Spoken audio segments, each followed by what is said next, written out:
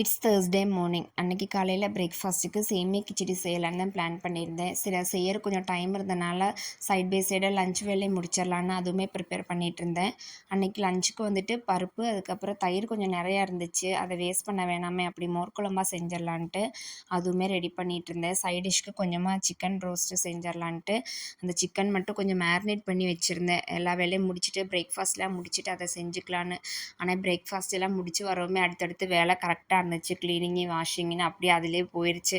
அதுக்கப்புறம் சரி நம்ம சாப்பிட்ற நேரத்தில் சூடாக செஞ்சு சாப்பிட்டுக்கலாம்.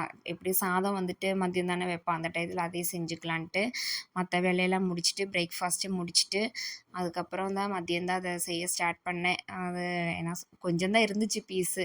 ஃப்ரை மாதிரி பண்ணலான்னு பார்த்தேன். அப்புறம் சரி இந்த மாதிரி சும்மா ரோஸ்ட் மாதிரி செஞ்சுக்கலாம் அப்படின்னு அதுவும் செஞ்சு சூப்பரான லஞ்ச் அன்னைக்கு சாப்பிட்டாச்சு. இந்த மாதிரி பருப்பு குழம்பு, சாம்பாருக்கெல்லாம் இந்த மாதிரி சைட் டிஷ் வந்துட்டு செம்மையாக இருக்கும். உங்களில் யாருக்கெல்லாம் பிடிக்கும்னு சொல்லி